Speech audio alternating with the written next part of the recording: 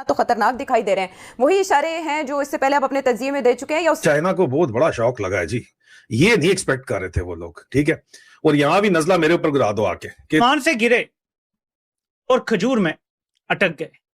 पूरी दुनिया में अपना मजाक उड़वाया। मुज़ाकरात हो रहे थे, ईरान और अमेरिका के लाइमलाइट खुद लेने की कोशिश की। अभी अमेरिका और ईरान के दोनों वफूद जो है वो पाकिस्तान से जा चुके हैं। जेडी वेंस आपको पता है अमेरिकी नायब सदर, वो पाकिस्तान से निकला। ईरान के जो सरबराहान थे वफ्द के वो भी चले गए।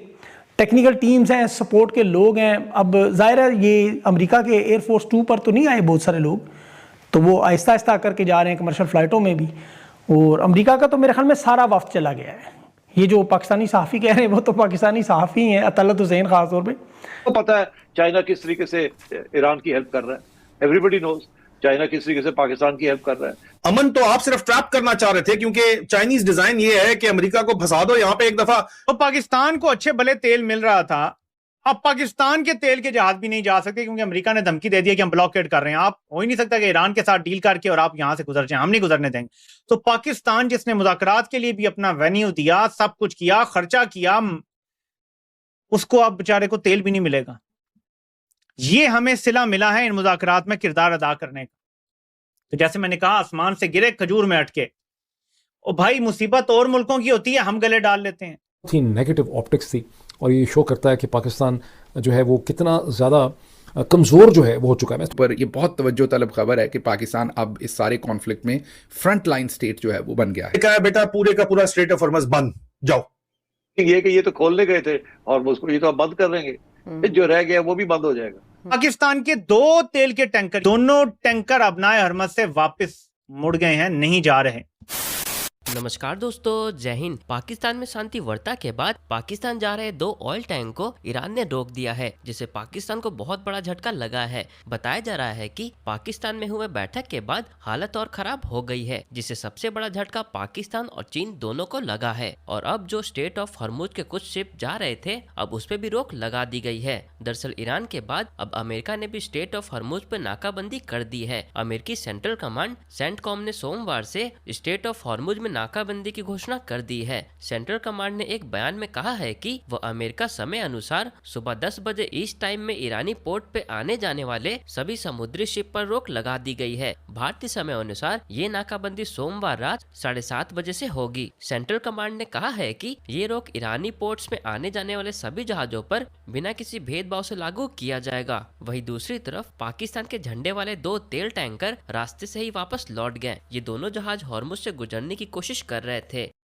आसमान से गिरे और खजूर में अटक गए। पूरी दुनिया में अपना मजाक उड़वाया।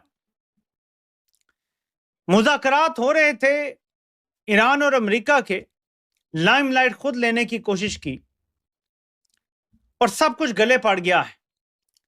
अच्छे भले अबनाए हरमत से जहाज पाकिस्तान का झंडा लगा के फराटे भरते हुए गुजर रहे थे, वो भी बर्बाद हो गया सब कुछ। अभी एक बड़ी प्यारी मैंने पोस्ट देखी अतर काज़मी साहब की।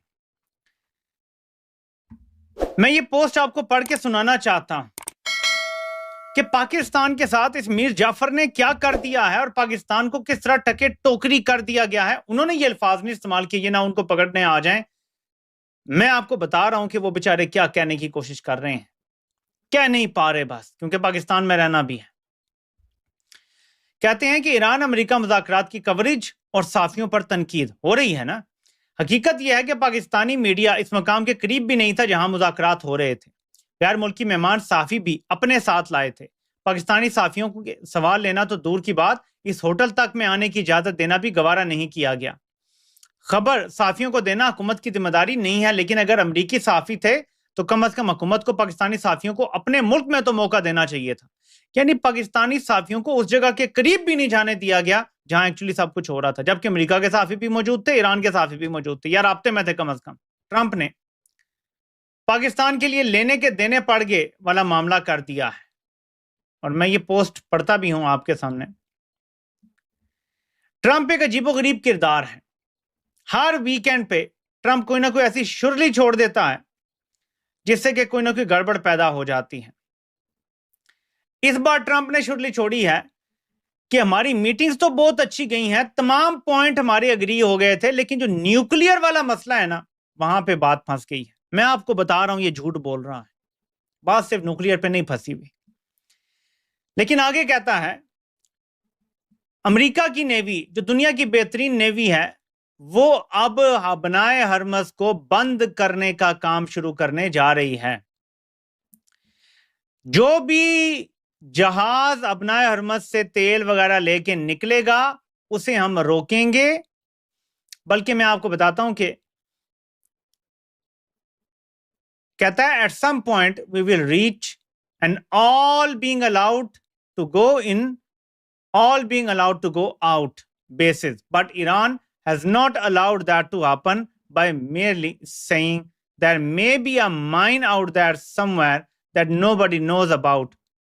This is world extortion. कह रहा है कि या सब जाएंगे अंदर भी और सब आएंगे वहां से बाहर भी अबनाए हरमस से। लेकिन ईरान ये नहीं कह रहा, वो कह रहा है कि कोई माइन वगैरह यहां पे बिछी हुई है और हमें पता नहीं है वो कहां है, सो इसलिए हम गारंटी नहीं दे सकते कि सब आना जाना होगा। सो जी हम माइंस भी तबाह कर रहे हैं, जो अबनाए हरमस से ईरान को भत्ता दे के निकलेगा उसको हम नहीं छोड़ेंगे। और इसके बाद एक खबर आती है, वो पाकिस्तान जो है ना, वो जंग को 50 मोहल्ले परे हो रही होती है, जंग पाकिस्तान के गले लाजमी पड़ जाती है। अब खबर आ रही है जो मैंने अल जजीरा से देखी और वो फारस न्यूज को कोट कर रहे हैं कि पाकिस्तान के 2 तेल के टैंकर, या वो तेल के 2 टैंकर जिन पे पाकिस्तान के झंडे लगे हुए थे, हो सकता है किसी और मुल्क के हों, एक का नाम खैरपुर है और एक का नाम शालामार है। ये दावा किया जा रहा है ये दोनों टैंकर अबनाए हरमस से वापस मुड़ गए हैं, नहीं जा रहे। जो पाकिस्तान को अच्छे भले तेल मिल रहा था, अब पाकिस्तान के तेल के जहाज भी नहीं जा सकते क्योंकि अमेरिका ने धमकी दे दी है कि हम ब्लॉकेड कर रहे हैं। आप हो ही नहीं सकता कि ईरान के साथ डील करके और आप यहां से गुजर जाएं, हम नहीं गुजरने देंगे।